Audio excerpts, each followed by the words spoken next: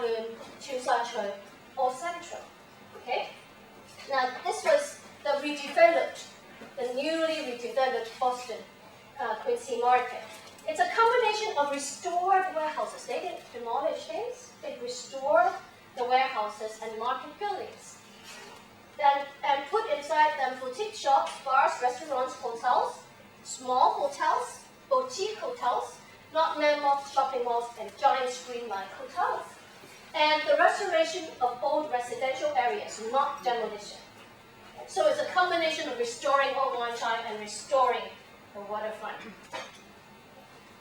And Baltimore, the second case. We create the city unashamedly as a tourist-based city. It's like a stage in itself. Every day some spectacle happens. So under the, this one is interesting. It's more like okay. A big consortium of business elite led by a very, very rich developer, James Roos, took on this project in relation with the government. So a huge area was recreated through adaptive reuse. Again, not demolition, adaptive reuse, with a new combination of activities like recreation, culture, shopping, mixed income housing, not just rich people, mixed income housing, rehabilitation of older residents, right? Recycling of older architecture, and it's funded by public-private partnership.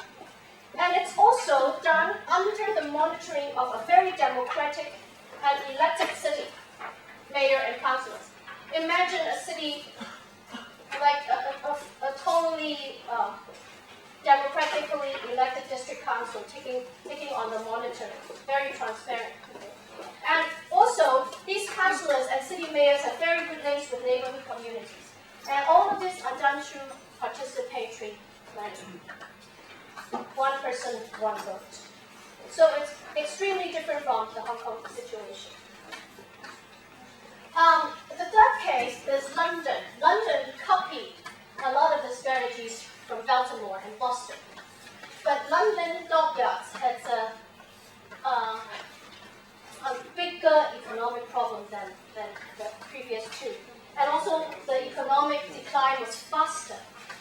Boston and Baltimore go through it throughout decades of gradual decline and gradual revitalization. Whereas London in the 1970s actually was quite drastic in terms of decline and its strategy to revitalization. And therefore, it copies Hong Kong more than it copies Boston. Okay. And it copies Hong Kong by thinking of the city urban planning as property development. They trash sustainable planning and planning justice that they used to have. They start off with having sustainable planning and planning justice, but they gave that up.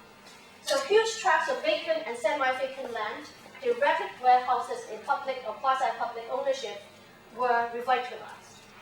And London was once the greatest port in the world, but it went going. I'm not going to take care of it.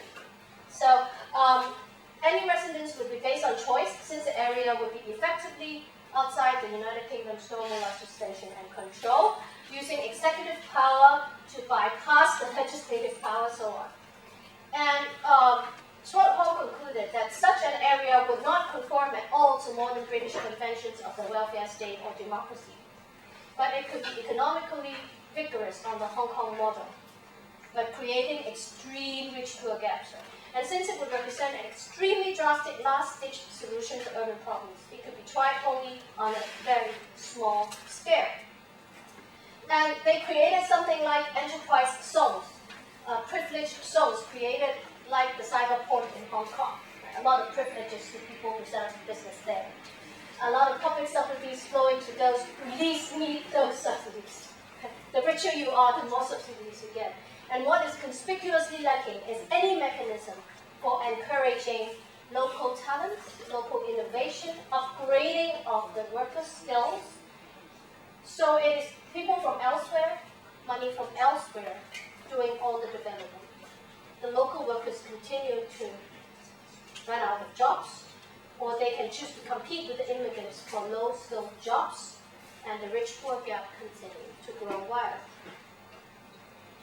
Now, so it is a kind of extreme irony that if you put this kind of development in a global-local context and compare them, the extreme irony was community participatory planning was trashed. People fight so hard to get it, and it was trashed in favor of development cooperation,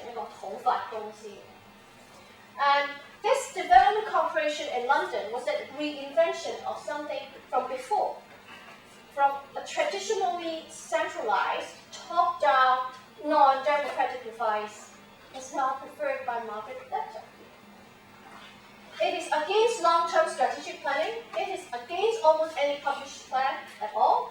Freewheeling, freebooting, ruthless, desperate, in face of the monumental scale of decline. And the result is huge social cost by the local population and a lot of extensive negative externalities.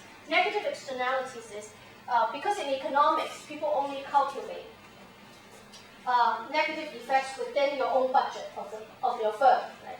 You do not, for example, your firm might have a lot of positive effects for your own business, but you create a lot of environmental damage. But the environmental damage belongs to people outside the firm, so you don't count those things. Right? Negative externalities is a way to count those things beyond the calculation of the firm's budget. So huge negative externalities. But the problem is, we are now using an urban renewal authority based pretty much on this kind of model.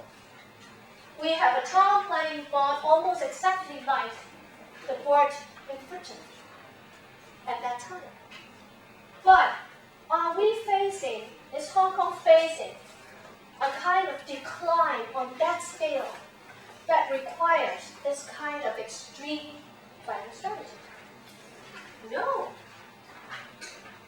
So Britain in the 1970s and 80s copied Hong Kong in the 1950s, and we copy them, which means we are copying Hong Kong 1950s and 60s. Why? We're copying Mandat. Why? Right. Okay, another city that could really help people think hard is Glasgow. Now, Glasgow, you can see a lot more cultural aspect in this redevelopment. But in the Glasgow case, Glasgow became the European City of Culture in the year 1990. Since the 1980s, Europe was beginning to work on a unification, right? The European Union. And one way of making European cities know each other better and feel a sense of pride for being European.